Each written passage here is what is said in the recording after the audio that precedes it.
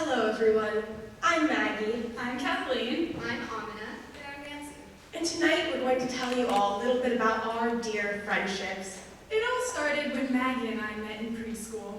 We weren't exactly running in the same crowds. Yeah, I hung with the cool people.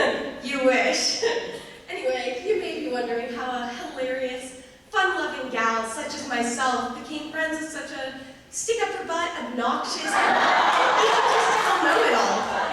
Or You may be wondering how an intelligent, hard-working, mature woman, such as myself, became friends with a obnoxious, rude, lazy, train wreck of a girl. Anyway, it really started in freshman year when Kathleen and I joined the same MUN group. I will never forget the feeling of surprise I felt when I learned Maggie was also participating, as I initially thought the program was selective. While Maggie and Kathleen were bonding over nerd stuff, Nancy and I grew closer in 8th grade fitness class. We weren't super invested in the fitness part of fitness class, but it was the perfect opportunity to discuss rom-coms at length. And I was utterly surprised by Amina's ability to remember every single detail, especially the unimportant ones of every movie, without leaving me any sort of idea of the plot. The most important part. Like Amina, Kathleen is also very invested in details, as I learned when we worked together on a lab write-up in INS in 10th grade.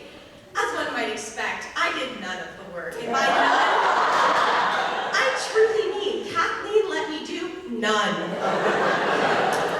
When the night before the project was due, Maggie's sections still weren't complete, I took it upon myself to do them.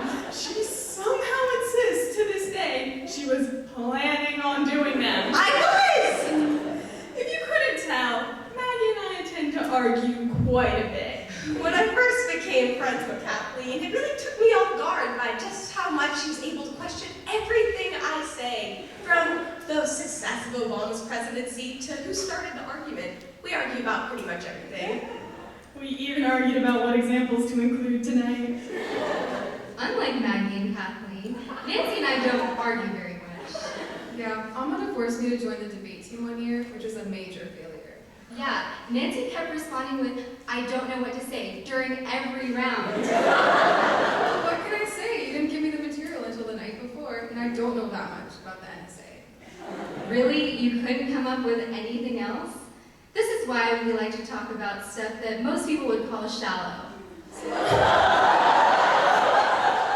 of our favorite topics include shoes, makeup, and how much fun we're having together. It's true, I've spent hours discussing makeup with these two. One of the good things, though, about having Amina as a friend is that she's more of a mess than I am. For instance, tonight, we're all holding up blank pieces of paper while Amina has a real script. She couldn't remember all the lines and didn't want to look at Yeah, I thought Maggie was bad when she would consistently stroll into class 30 minutes late, carrying Starbucks saying, and I quote, "I figured since I was already late, I may as well stop and get coffee." Then I got to know Amina. Who's been late to class every day and has not worn the uniform since sophomore year. Since freshman year.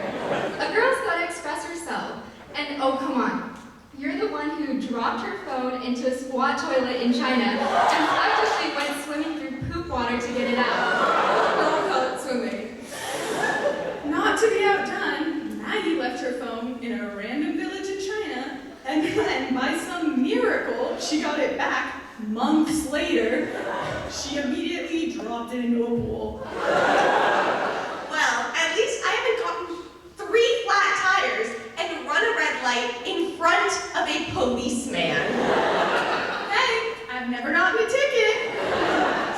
And I don't always manage to park on top of curbs. Parallel parking's hard. Needless to say, we're all gonna miss each other. Or at least miss friends. Or at least roasting each other. But luckily, we're not going too far. We're all staying in the Bay for college. And although things will no doubt change,